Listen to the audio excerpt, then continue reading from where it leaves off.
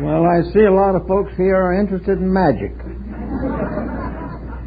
And this interest has been rather general for a long time. You may probably remember that in about 87 or 6, there came out a new version of the Holy Bible to be read in churches.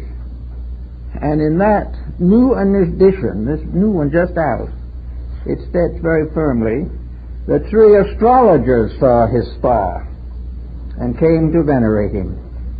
Now, this is going to be a blow to somebody, but not much, I don't think. It's really more important to save the civilization than it is to quibble. Now, the astrologers were magi, and the magi of Persia were the source of practically all of the esoteric tradition that drifted into Europe. They were very wise in many things, and their wisdom went back a long way. And among their various achievements were not only astrology and divination, but also a series of very practical discoveries and explanations that will be of service to us today. 3 forms of magic were recognized: white magic, a sort of gray-colored magic, and black magic. The magi of Persia were essentially white magicians. They used their arts and their wisdom and their skills for the service of humanity. But like most ancient nations, they had their problems. In the old days, the contact of the human being with his environment was very hazardous. There was no philosophical background to depend on, no regulated theology to lean upon. Each individual had to face the problems of life with whatever courage or insight he possessed. And early in the development of early civilizations, there came around the idea of a medicine priest, a priestly clan, which is perhaps best known for its part in the development of the American Indian structure in North America. It was recognized that there were holy people born with a peculiar gift of some kind, and these holy ones became priests. Now, they were not priests as we would know them now. They were not ordained to a ministry or something. They were priests because they could talk with the olds, or with the spirits, or they could see things that others couldn't see, or they could find out where the buffalo were. Such a one was Sitting Bull, who was a medicine priest for his entire lifetime, practically. And all that time he lived as one small tribe, and he predicted for them, and he worked with their sick, and he prepared them for their journey into the afterlife. He even went with them, according to legends, and helped them to make the crossing to that world beyond, where the campfires are in the sky, stars. The priests of that type were an absolutely essential part of civilization. They made it possible. The average person was frightened. He had no securities, no protections, and no insights. He had to depend upon something, and that something was early the medicine priest. Now, the medicine priest in turn had to depend upon something. He had to depend either upon the insights which he possessed within his own nature, or make use of symbols and figures and signs and various talismans to enforce his beliefs or teachings. Not very long ago, we noticed in one of our prominent journals a whole page devoted to the classification of available charms that you can buy right now. These charms will do almost everything. They will help you to face the future, or they will take care of housemaid's need. Whatever you may have, you can get a charm for it. An exposition was made in London, a survey was taken, and 40% of the London school children carried charms with them every day. Now, because we still have the uncertainties, and in these critical times, the uncertainties become more immediate. probably we were never as troubled as we are today, even in primitive times. In those days we didn't know enough to be troubled as we are now. But we are finding more and more that we are not able to handle the situation. We cannot cope with the skullduggery that is going on in society. And the average person, like the average primitive human being, must seek some solace, some consolation, and some source of inner strength. Out of that came the most interesting of all art, perhaps, fetish art. Art to convey to the individual a certain strength due to its own designs. The Egyptians were masters of fetish art. So were the Gnostics. Most of the Oriental people are strongly developed in it. It is to carry something, have something, say something, know words or formulas by means of which you can meet unexpected emergencies. Now, the attainment of this type of security is, of course, open to considerable psychological speculation. It's very possible that the fact that we believe in the charm gives it an efficacy, that we believe in it and we gain a strength from our believing. We support a weakness in our own nature and are able to face things a little better or a little more securely than we could without this symbolical help. Now, objects around the people of old days were used for making such charms. The turquoise charms of the American and Central American Indians also drifted into Tibet and were used for all types of medical, spiritual, ethical problems. We also noticed another peculiarity. Nothing in its native state is magical. It has to have something done to it so that it becomes something different. And I saw a very good example of that on Navajo Reservation. 2 little stones, about the size of a nickel each, were very pretty little stones. The children played with them. But then came the time when something was necessary. A new charm had to be fashioned. So the 2 little stones were laid one on top of the other, and a loop of rawhide was put around to hold them together. Immediately they were not 2 little stones anymore. Now they had the power of the olds, the powers of the truths, the powers of the goods. By carrying that little charm around, you gain some kind of spiritual strength or consolation. You were able to face the day with greater bravery. And if it happened that you were going into battle, you felt you had a greater chance of survival. Charms of this kind and fetishes were very, very common in Europe. In the days of the great Crusades, there were a great many pilgrims that went to the Far East and Near East in search of religious consolation. All the way along the line there were dangers, and many of these pilgrims wore symbolic forms or figures in their hats to protect them.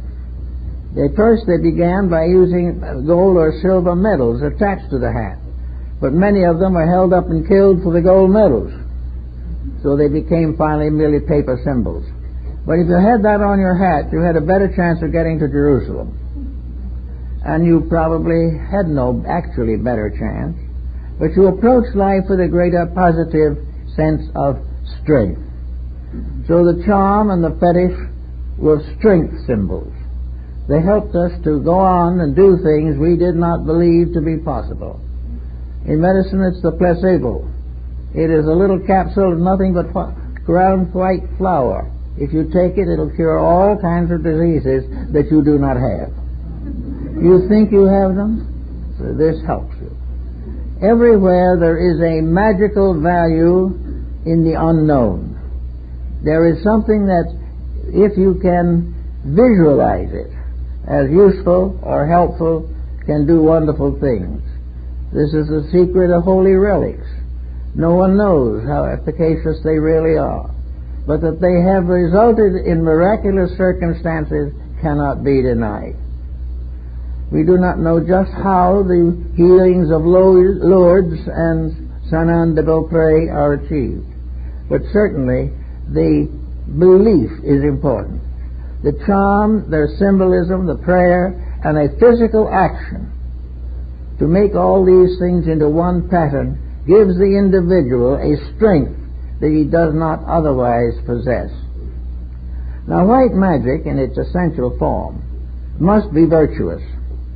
White magic is that which serves without hurting. It is that which accomplishes good and is never used for any other purpose.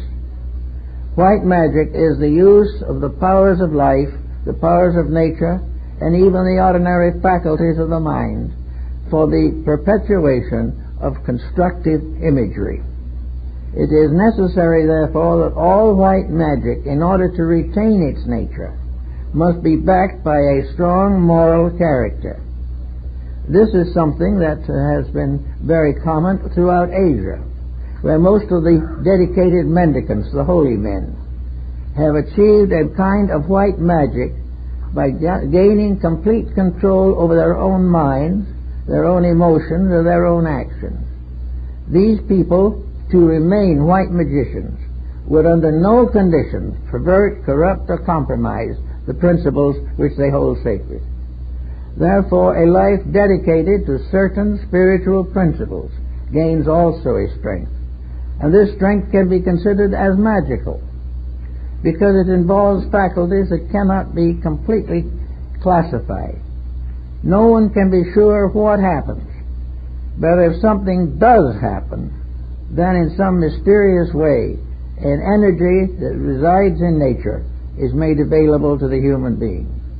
And it is generally known and widely respected that where dedication results in a greater interior enlightenment, the individual does perform heroic services for mankind.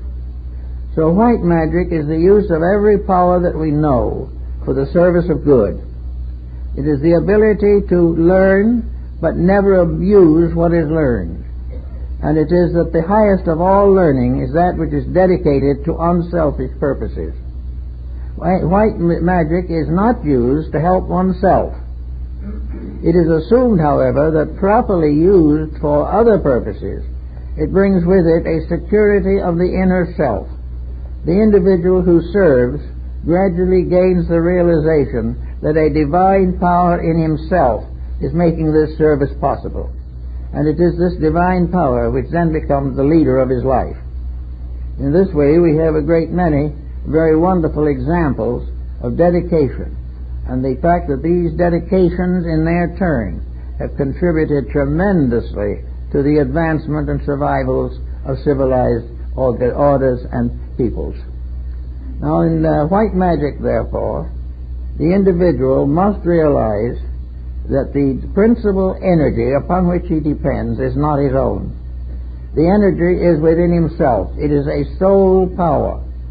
It is a divine energy within himself. And any use that he makes of this divine energy must be worthy of its source, the light of God and the light of truth. If this is perverted and the individual becomes self-centered and turns these energies for the advancement of his own purposes, he goes against the statement long made, others him he could help, but himself he could not save. Therefore, the individual who uses the divine power is forbidden by the law itself to use it for himself, but by using it for others he reaps a virtue within himself. Always the motive becomes the basis of the difference between these various types of discipline. If the motive is personal, the achievement is much lower and much less permanent than where it is for the service of something greater than self. Now, in the life of the average person growing up today, there is an unfortunate lack of nearly any idealistic structure capable of dominating conduct. Small children are not taught that conduct is of great importance to them. They drift along under some circumstances reasonably well, other times not so well. Some are miserably neglected and left to develop the best they can. The condition of children today is very poor, generally speaking. On the other hand, the individual, the parent, should understand the responsibilities of his own office. A parent who leaves children to be neglected is injuring himself far more than he could possibly do by some obvious act of delinquency.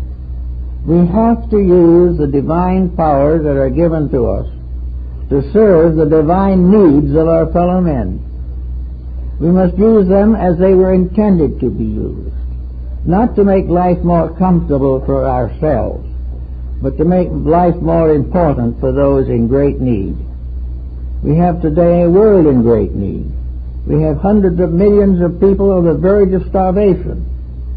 Therefore, it becomes particularly unfortunate in these days to use the needs, sorrows, miseries, and sufferings of other people as the basis of improving our own economic condition.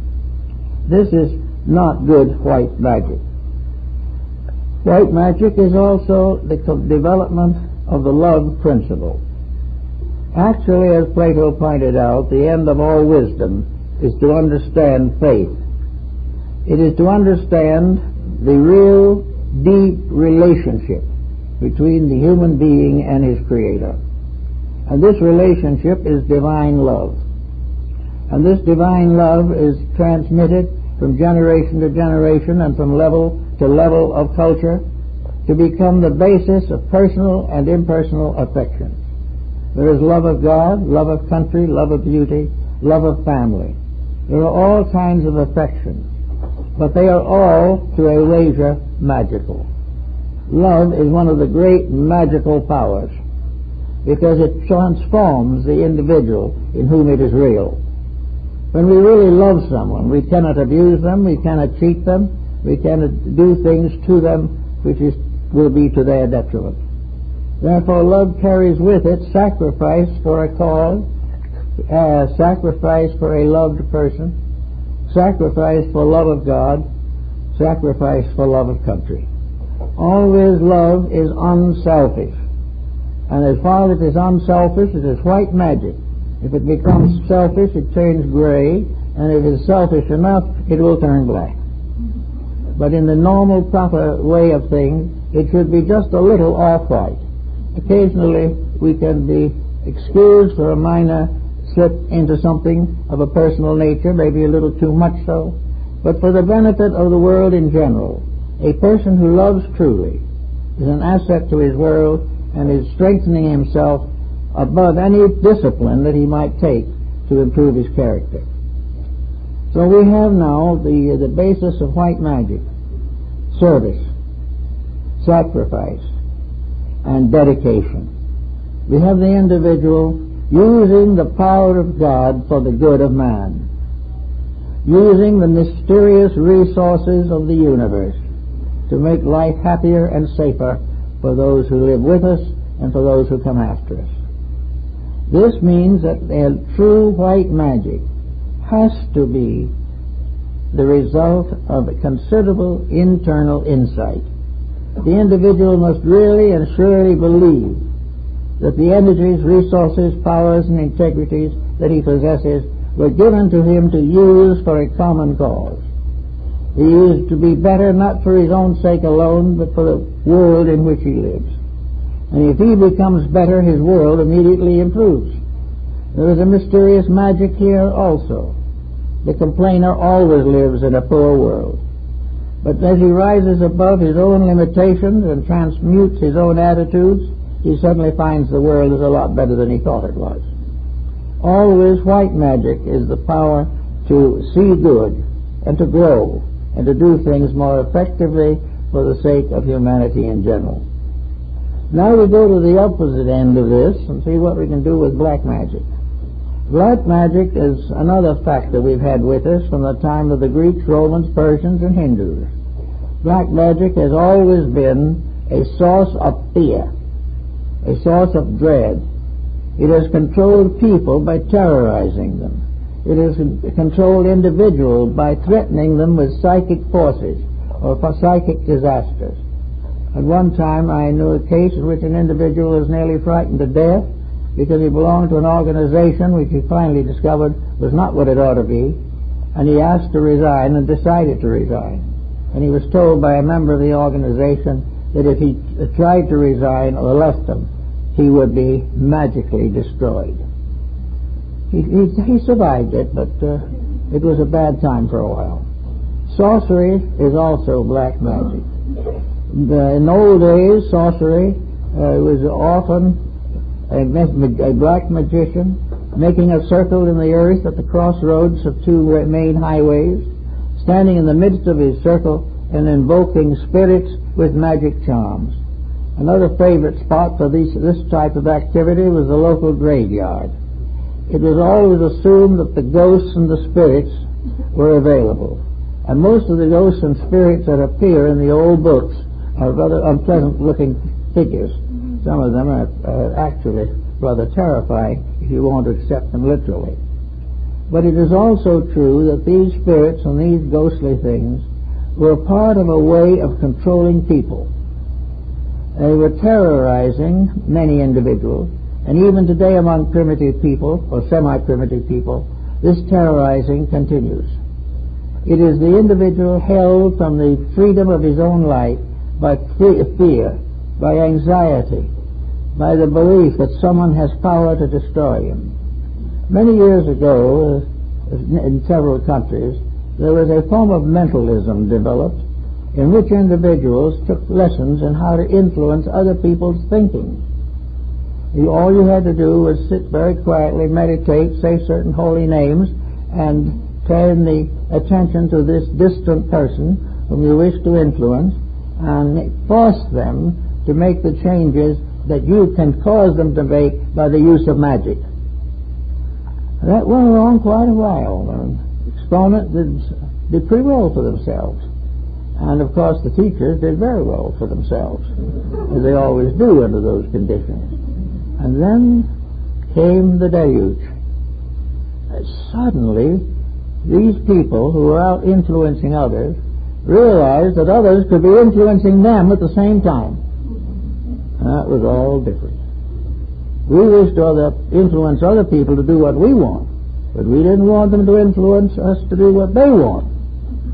And so that whole group of nervous breakdowns resulted, in which individuals were frightened to death that others were using on them what they had been trying to use on each other. So this gradually faded out. It wasn't so good anymore. It became obvious that all over-influence can work both ways. And when it starts to work in reverse, it loses its interest, but becomes a source of greater fear and anxiety. Black magic is represented in a heavy literature called grimoires. These are little penny productions, most of them forgeries, accredited to great teachers of the past. One is the grimoire of St. Augustine, another is the grimoire of St. Thomas Aquinas, then there is a grimoire of Aristotle. All different names of famous people have been put on books made up of funny magical characters that don't spell anything and in languages nobody can read, but were supposed to carry charms for the control of spirits. And in the black magic societies, it was assumed that there was an infernal equivalent to the divine hierarchy. As there was a god, though there was a devil. As this god was served by all kinds of angels and archangels and thrones and dominations and powers, so the infernal god was served by all forms of evil beings. And one such evil being, of course, is the hero in the Faust story about Mephistopheles. But anyway, these evil spirits became a hierarchy, and lessons were given in it, and in doing these things, and many famous people are believed to have signed pacts with fallen angels to have all the powers of the world for a certain length of time, and they lose their own souls. One who signed such a pact, according to pretty solid tradition at least, was Oliver Cromwell. And the pact ended on a certain day, and so did he. So that all these things are part of a great cycle of mystery. Now, black magic is dedicated to the concept of power without retribution. It is based upon the idea that it is possible for the human being to conceive and design and invent all kinds of mysterious things for unworthy purposes. It is possible for him to gather wealth by unfair action. And always with these things were little scribbles, little lines of mysterious characters in Greek or Hebrew or Senzar or Phoenician or something that nobody could read. Now this kind of brings something to mind that we don't think of very much. What are the great magical alphabets of today? Mathematics. All those formulas on the blackboards, on the institutes of technology, a mysterious abracadabra understood only by those who have been students of the subject. But out of these strange combinations of figures, numbers, various variations, come all kinds of strange things. From the studies of physics and biology and chemistry, there has developed a tremendous number of very strange and not necessarily very wonderful things. Remember now that the motive is the purpose, is the principal factor. Where a thing is done to help mankind, it is white. Where it is done to profit only individuals, or is made to damage some at the expense of others, it is black magic, regardless of whether it is on the level of banking or on the level of agriculture. Motive lies behind everything. If the motive is not basically good, then the individual gets into trouble. Many years ago I was talking by a physicist from the University of Berkeley on their researches in nuclear weaponry. And I asked him how he slept at night as being part of this program. And he said very simply, he said, well, we don't have no responsibility. We invent, we don't use. If we invent it and somebody else abuses it, it's their fault, not ours. If they want to use it for war instead of for peace, we can't help it. The possibility of preventing it in the first place never occurred to him. But years ago, several prominent physicists retired rather than to go on into the type of armament that is based upon those funny little figures that look almost exactly like some of the magical characters in the black magical books of the Middle Ages. So here we have now skill. We have the ability to invent. And we think of progress in terms of invention. We are so proud of landing somebody on the moon that we can hardly wait to get them onto Mercury. We are so proud of the television that we never give a thought as to what comes over it. We are very proud of the nuclear fission and all that has to do with it. Now we're gaining an inordinate pride over all these computers that we are using for one purpose or another. Nobody, however, gives any thought to the misuse of these things. Once they are invented, you can't take it back. The Egyptians and the Greeks had a lot of knowledge of these subjects, but they gave this knowledge only to initiated members of their esoteric bodies, and they held those initiates under the strongest obligations. One single slip of the tongue could cost the initiate his life if he was dedicated to the service of the temple. For in antiquity, it wasn't what you discovered, it's how you used it that determined what kind of a person you are. It wasn't the fact that you were famous because you discovered something. You were famous because you contributed to the common good. That it was a better world because you had lived in it. If that's true, you had a right to have a statue in one of the present public buildings. But not simply because you discovered a better weapon with which to kill somebody else.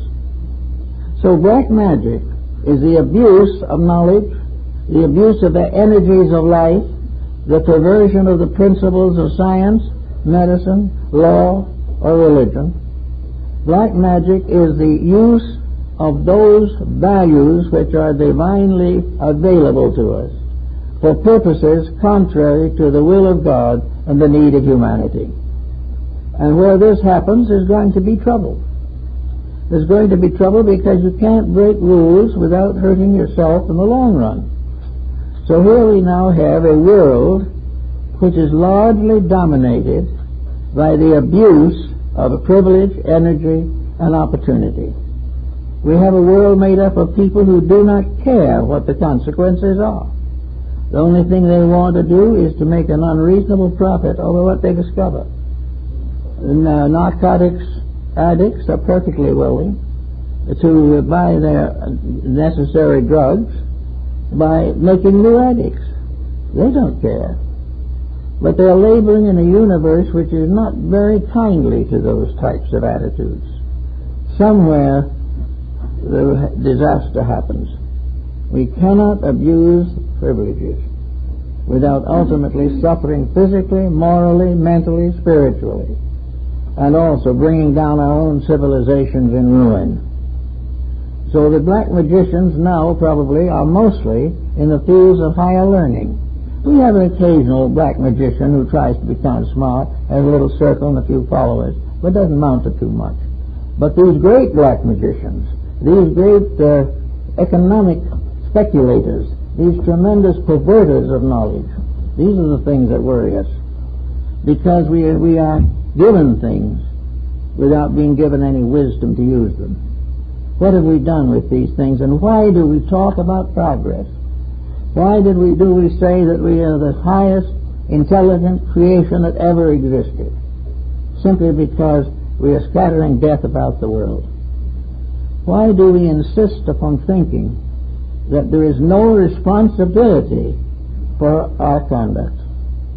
It may be true that the laws of the nation cannot reach us, but the universal law will not forget us, and when the time comes it will do what is necessary to correct some of this condition. Actually, therefore, I think our main problem is to transform certain black magic into white magic, if we can. White magic is usage.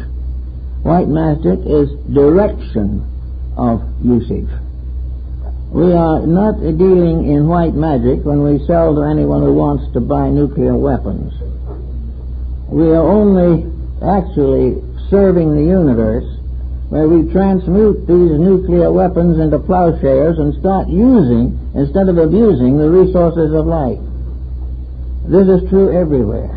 We are abusing the resources which have been given to us, which would be adequate for us if our own selfishness didn't destroy us. So black magic, in fact and reality, is the use of power to hurt. It is the use of position to enslave. It is to use education as an instrument of industry rather than enlightenment.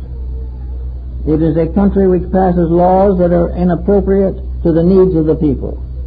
And most of all, it is an example which we give to those around us of the abuse of divine privileges. Just as a neglected human being is a blot upon the memory of nature, so this constant abuse and misuse is a constant cause of sorrow and misery to all concerned. White magic is use. Gray magic is, say, misuse. Black magic is abuse. And these things will come back to roost. They always do. So we look around and we say, what are these wonderful, gracious gifts for which we are congratulating each other? Well, actually, we do not need to canonize the inventor of television at the moment. Their contribution to our enlightenment is mostly pathetic and apathetic. And being what we are, most people will not support anything better, because they have no background for it. And why have they no background? Education has been used only to create selfish people. Our whole civilization is geared to concepts of gray and black use of the gifts and powers and privileges that we have received from nature. We are misusing knowingly. We know when we are taking narcotics. We know when we're alcoholics. But we do not realize that there is something in us that is just getting into serious trouble. We think it'll all end at the grave. That we'll all go to sleep with the ages and no one will know whether we ever lived or not. This is really, to some, is a pessimistic view, but to a great number it is an optimistic view. They definitely hope that their own careers will never catch up with them. But this is a false hope. In nature, everything has its payments. Everything must be solved correctly.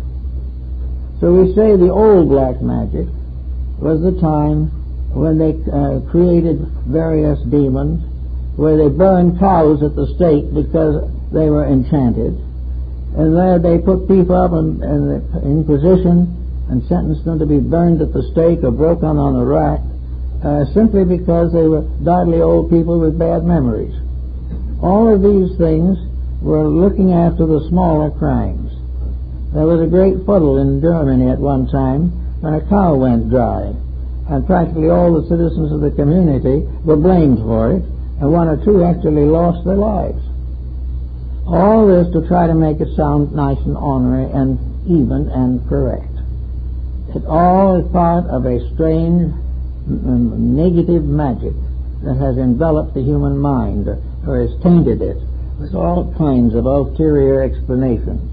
No one has seemingly wanted to accept the simple fact: we are in trouble because we deserve it. This is the last thing we want. And because we do not want to face into the causes of our own difficulties, we have developed a new kind of magic, which we might term, for general purposes, just plain gray magic. Gray magic is doing some small thing right in order to get away with something bigger that we don't want to have right. It is a partial conversion. Now, every evangelist in the olden days knew what these partial conversions were. The individual came down the sawdust track, in great humility, wailing with mishaps that were happening to him, accepting blame for everything he'd ever done, and praying for forgiveness. So he got an absolution from the missionary, and it seemed to be fine. The next year he came down the path again with exactly the same problem. I used to know some retired missionaries over here in Pomona, and some of them had actually converted the same person 10 or 15 times. The conversion never stuck because the person only got a repentance for a little while, but no basic change in nature. He didn't want to offend God, no. But he didn't think God would mind if he offended everybody else. And he was perfectly qualified to be slack in his labor, to overcharge for his products, to mismanage his home, neglect his children, and increase his bank account. This was all that counted, and that and a good religious life. But there was no good religious life under such circumstances. So the conversions didn't hold. Now there are people all over the world today who are studying various forms of mysticism, metaphysics, idealistic philosophy, Oriental doctrines, and American Indian medicine principles, all kinds of things. And the studies are good. It's not important whether anybody else agrees with us or not. The real problem is, do we really basically do the thing we believe to be right? But as the time goes on, we find that these people do have the same problems as the relapsed sinner has. That they keep right on studying these things. That's right. But using what they learn is a little grimy at times. They keep right on doing the selfish things because they must not allow a spiritual conversion to interfere with a financial career. That's just not possible. If you can make a sharp bargain, you can put a new stained glass window in some church and be regarded as virtuous. but inside of your soul, the truth is always there. The motives behind what we do make for black or white. If the motive is for show, that's wrong. If it's an apology for conduct which is not corrected afterwards, it's wrong. If it's to advance personal position, fame, get into public office, all wrong. And that's why we have such poor public officials, is because the official is judged by his academic standing or his political standing, but not by his moral insights. Unless a person is good, he'll never be a good leader. And a country or a world that depends upon bad people because they are a little smarter will be in trouble to the end. There are laws governing these matters, and these laws are immovable and immutable. So we have to begin to think in our own lives some of these things that constitute magic, the magic of hope, the magic of faith, the magic of love. These are all beautiful things, but if they are perverted, they immediately drop into black magic. The moment selfishness takes over a career, its virtues fade out. The moment the person puts his own advantage first, or tries to use something he knows and possesses to humiliate or humble some other person, all of this is used against him. So they might say, how is it used against him? After all, one of these days he's going to depart, and nobody knows where he came from, and nobody knows where he goes. And for most people, nobody cares. But the individual must prove to himself that he does not survive, or all this thinking is not much good. If there is life after death, and the general consensus of opinion is that it is probable, there are only two ways in which we think of it, either as punishment or as reward. In black magic, the punishment is clearly shown. Every black magician must end by being dumped into the hell of his own devising.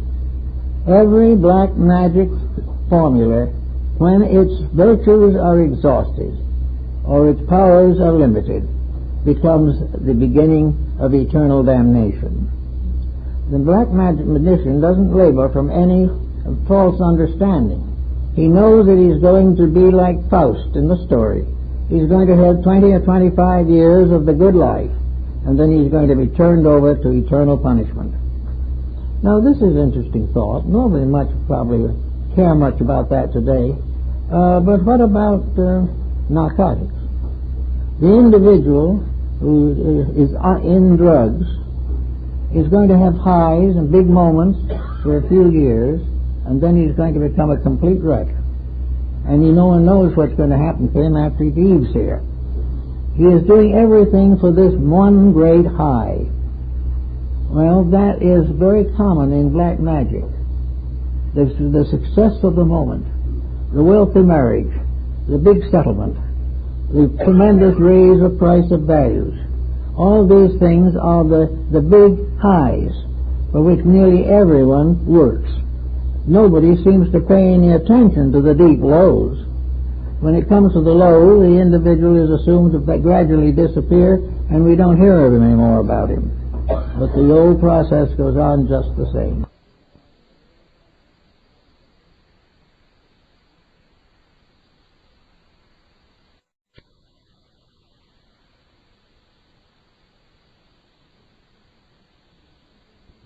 Of consequence. I think that the philosophies of old were much better to help people to live than the one life doctrine that we have been nourishing so arduously recently, if we nourished anything. Of course, even materialism is not generally popular. Everything is questioned. And the most common question is, where do we go from here? A lot of people hope that we don't go anywhere. But it's so possible that they could be wrong. And if they are wrong, they've made the biggest mistake of all. And this is the mistake for which very few people are prepared. Therefore, the virtuous life, not a virtue in the sense just a plain lip goodness, but a deeply integrated, dedicated life, won't do any harm if there is no immortality, and will do a great deal of good if there is immortality. Socrates pointed this out very clearly. He would either go into silence forever, or he would find the answers to the questions that had never been answerable in the material world. So, a lot depends on what we think about that. I would say, generally speaking, that the average person is not really in very good condition to pass on with his present attitudes. Something has to be done about them. Now, the point of value is that whatever he does that improves him now. He doesn't have to wait till he's dead to get his reward. Integrities enrich character here and now, and the absence of them is a cause of constant consternation and dismay. Therefore, white magic is something we should all definitely try to contemplate and cultivate. White magic is the individual using the divine powers bestowed upon him by an infinite life for the glory of that life, for the good of all creatures, and for the fulfillment of the daily purpose of human existence. We are here to do things that are worth doing, and whether we're remembered for them is not important. The thing that is important is the growth we make within ourselves. White magic is the basis of growth, and black magic is the basis of decay. That which neglects to grow falls behind. That which does not become better must inevitably become worse. So we have a span of years like the mystery temples and schools of antiquity. We are all being initiated into a universal wisdom. It is around the corner. We have carefully avoided it. Why? Because it interfered with human purpose. Our whole idea of greatness was in terms of architecture and statuary. We wanted to have a statue in the Forum, and someone said to one of the Roman emperors, why is your statue not in the Forum? We said, well, I think I would rather that people ask why my statue is not in the Forum than ask why it is. And that's a good answer to a good question. But we are all interested in things that are not permanent. We all hope to get the house paid for before we go. We all hope to leave something to the children. We all do all kinds of things, but we do not really plan a life. We do not make a way of growth. We do not make sure that children are worthy of what we leave them. We are not sure that they will do better with what we have than we have done, which may not be very good. Everything is neglected in principle. And where success is achieved at the expense of principle, it's black magic.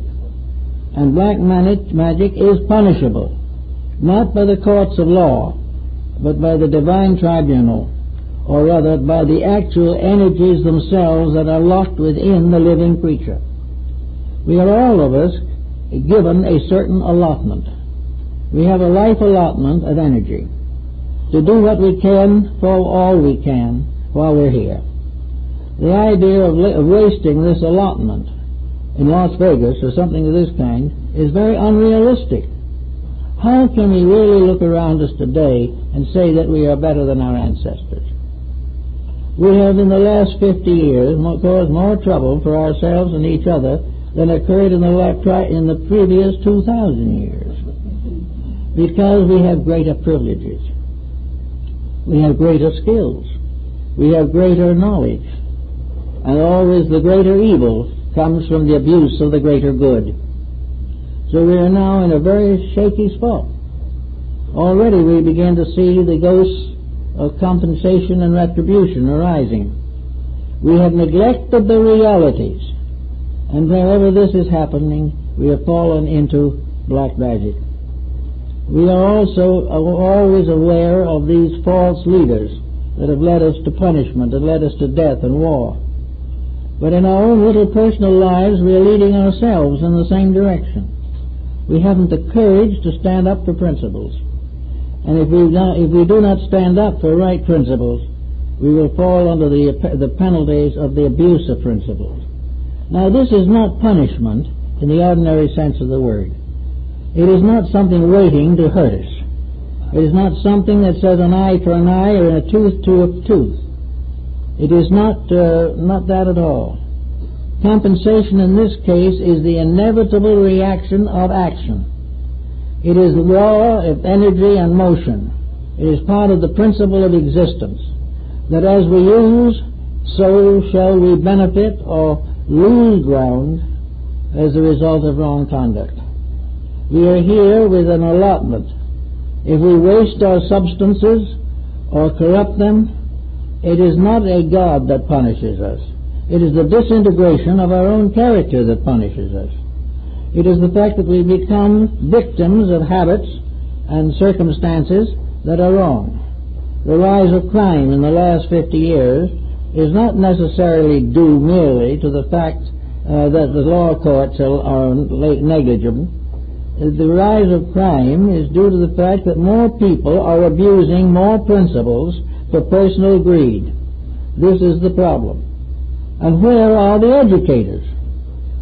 Why are we so proud of the individual who can speak Mongolian but have no time to waste on an individual who can make a constructive contribution to society? Why are we so proud of ignorance? Most of our problems today are the consequences of black magic taking over the school system. The school system is now used simply to prepare more people to make the same mistakes we are making. We are supposed to prepare individuals to perpetuate our own greed and our own thoughtlessness and our own perversity. We are creating more dummies. And as a result of that, these young people, having no education, turn around and fall into every imaginable crime, which is not because they are necessarily delinquent children, but because they have never received a proper share of the responsibilities of growing up. Now, we can take this same symbolism and use it in connection with our own bodies. We can say that instead of our children, perhaps, we are talking now about our flesh and blood. We have to realize that we are responsible for the proper use of energies. There are things we can't prevent and there are things we can prevent. But in every case, the purpose of civilization is to find ways of doing it better. Now, this doesn't mean bigger computers. It does not mean bigger bombs. It means better use of constructive means to accomplish the growth of society.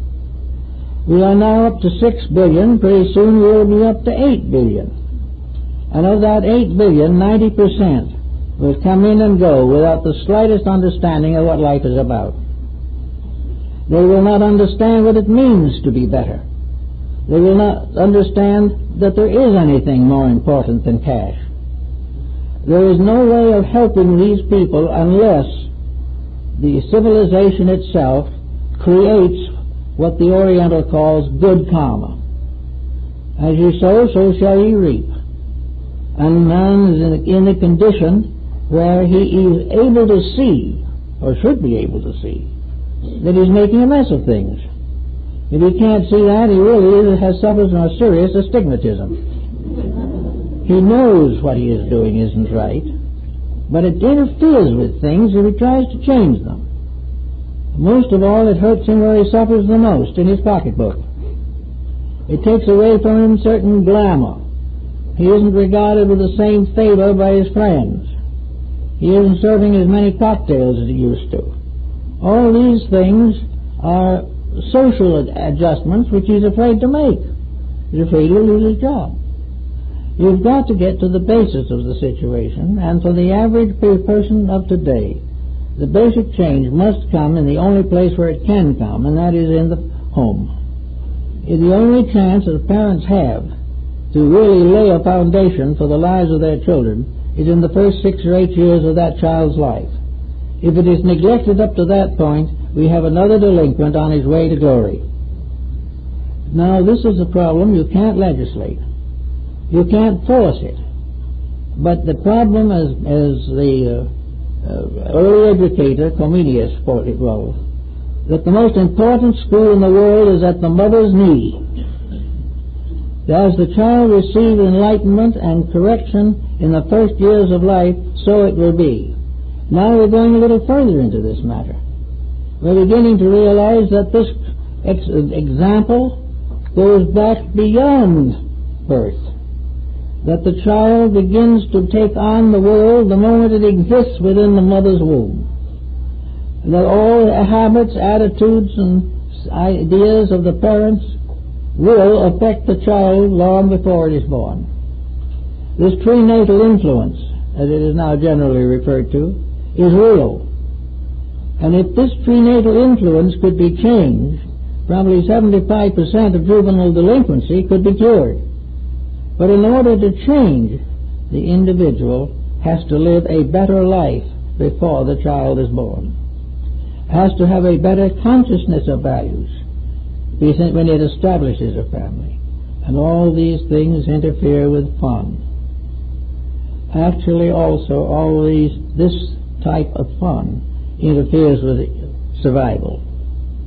So we have a lot of things to think about in the use of these mysterious psychic forces, energies, these powers which we use in the directing of magic. Magic is nothing but an actually normal process in nature. Everything is magical.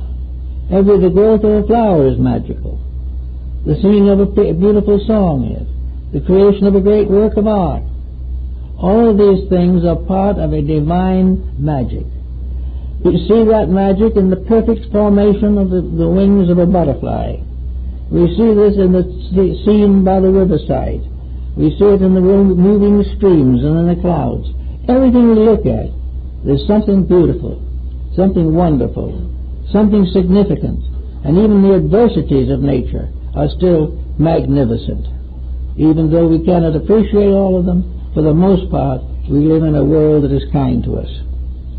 Having this type of world, why can't we perpetuate it? Why cannot we continue to build a civilization that is worthy of the material that has been given to us to work with? Why do we have to struggle year after year to get peace between countries, or to get peace between gods? Why do we have to fight so hard to use energies which were intended and created for the purpose of contributing to beauty and well-being?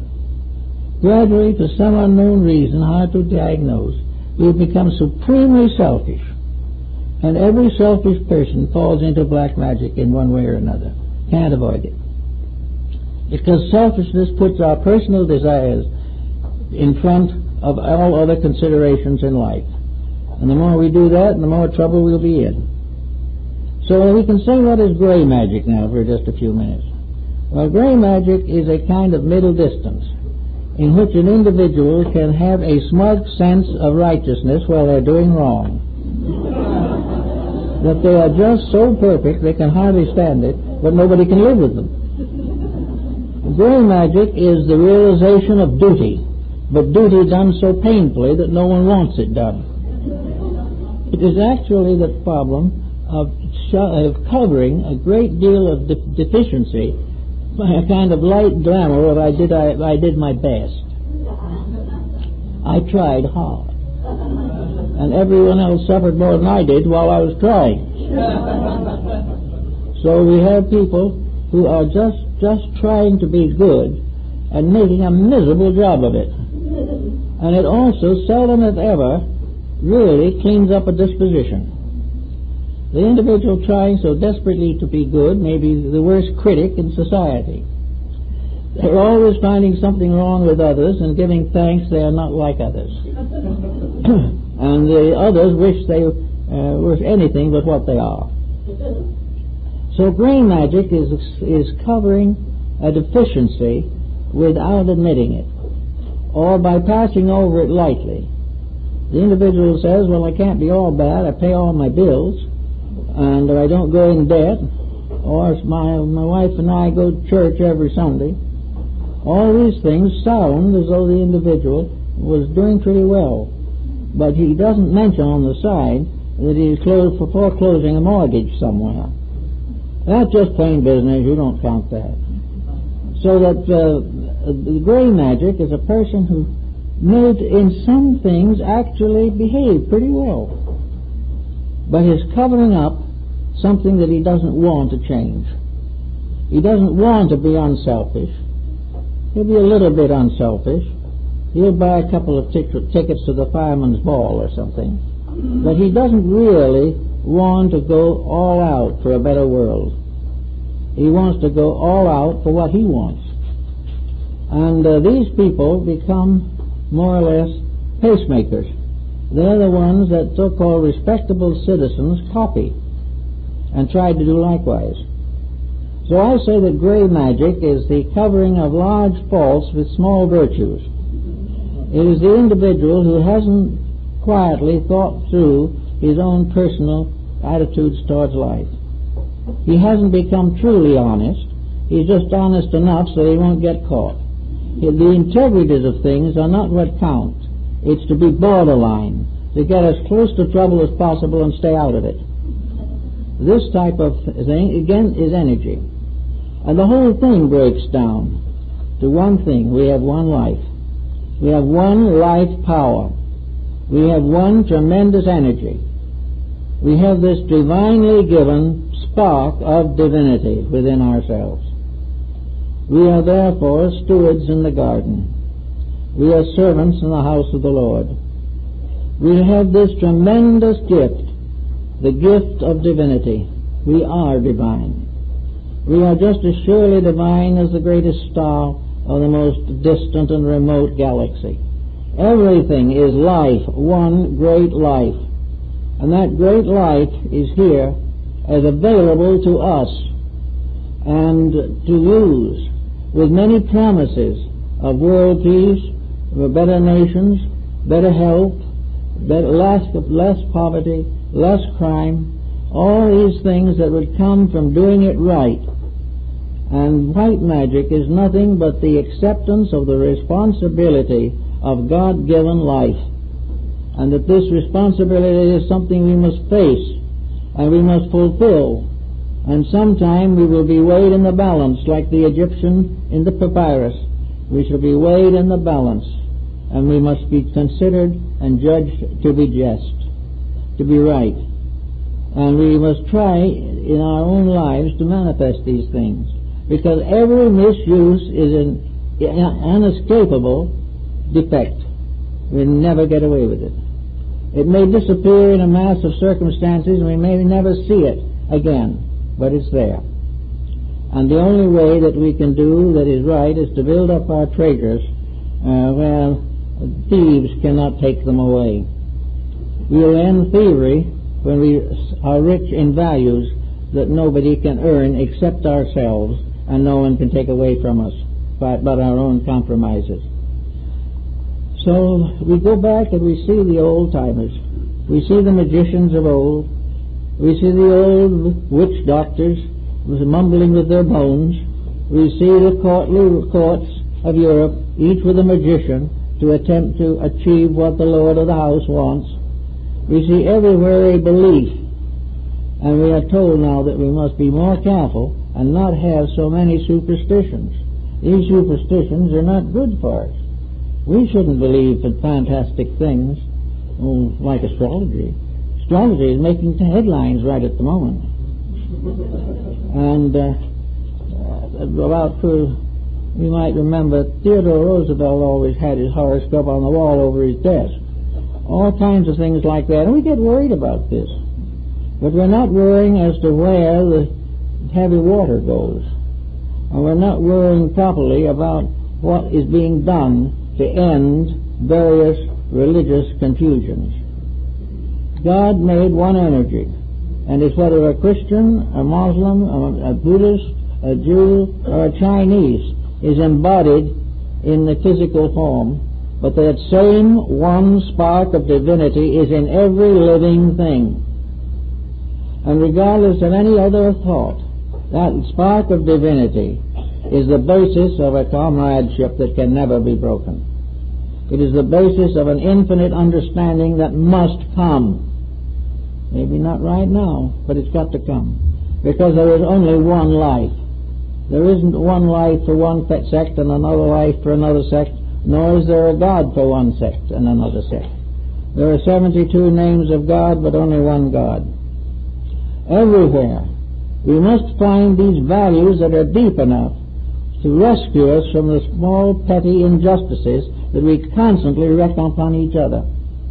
We've got to find out the facts of life. And where we will pick up a dish of food to eat, this is magic. The digestive system is a mystery we can't solve very easily. We get explanations, but there's still a lot of it we don't understand.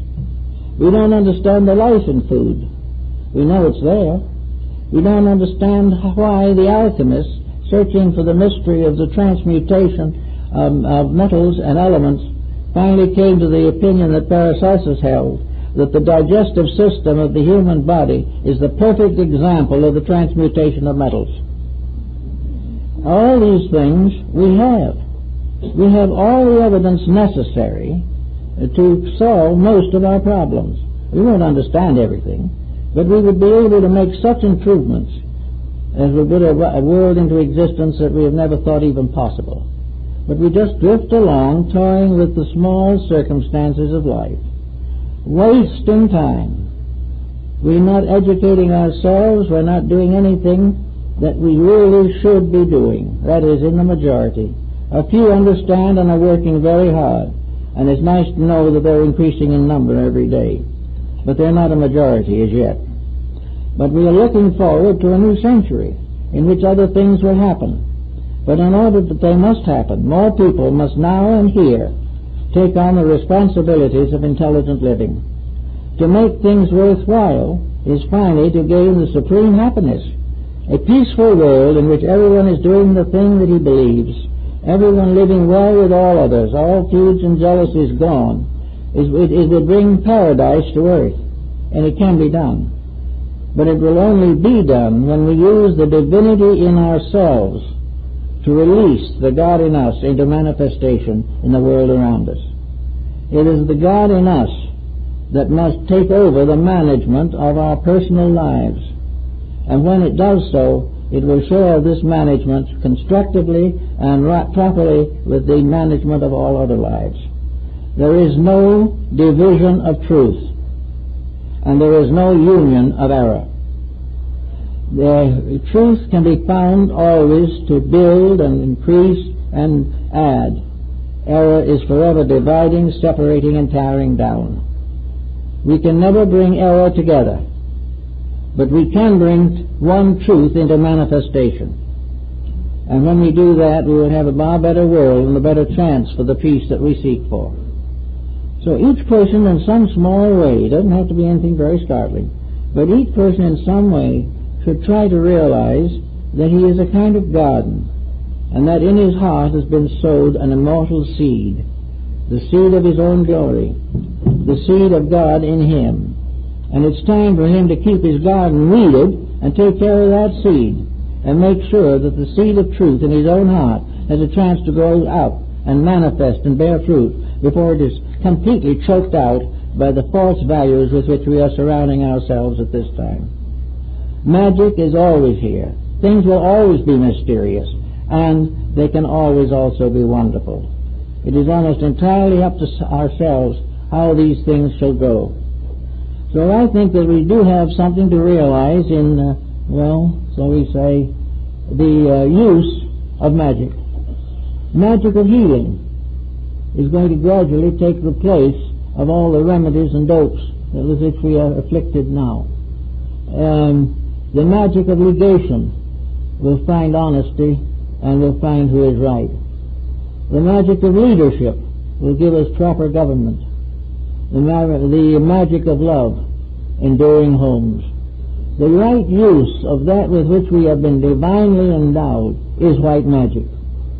It is to do that which was intended and to be rewarded as good and faithful servants instead of allowing ourselves to be kicked around because we reject the very values which would give us permanence. I think we have all this to think about as we come to the end of the century. We have all this to think about as we pass through the years of our own lives. The great magic is the magic of transmutation and transformation. And the Rosicrucian mystics held this to be divinely true, and so did Jacob Boehme, the great German theosophist. It is that the redeeming power, the transmuting power of love will make all things well, and the poison of hate will gradually cease to dominate in human concerns. But we must change. We cannot have hate and love at the same time. In the Persian mysteries, the two great deities, Ormuzd and Ahriman, were the good and evil principle, the god and anti-god. Actually, in the mythology, they were brothers, born of the same parents, one to save and the other to destroy. And this peculiar symbolism goes down through most of Persian philosophy. But in the end of it all, the brother who was evil, Ahriman, comes back to his brother, almost, and bows before him and kneels before him and says, I now have had my fill of this. I know you were right. Therefore, I surrender my separate power and return it to you where it belongs. And it's the same thing we have. There is a seed within us of self and not self. There is something that has to do with the better part of ourselves. Then there is something that has to do with our appetites and our desires. Ormuzd is the better self. Ahriman is the false self. And after many incarnations and embodiments in which evil tries desperately to destroy good, well, the city of Babylon seems to rise triumphantly over the city of God as described by St. Augustine. In the end, all that is wrong comes and bows before all that is right and says there is but one God, and that God is love. And we might as well begin pretty soon to find these things out. We consider ourselves to be educated people. We believe we know a lot, but we do not know enough yet to be truly kind in the big emergencies of life. And we do not know how to keep faith in the little things in which we could, if we only thought a little, improve our lives, strengthen our homes, and reduce many of the difficulties from which we suffer. We could end waste. We could end privation. We could end all these things if we gave the divine spark that ensouls us the right to fulfill its purposes through the personalities which we call ourselves.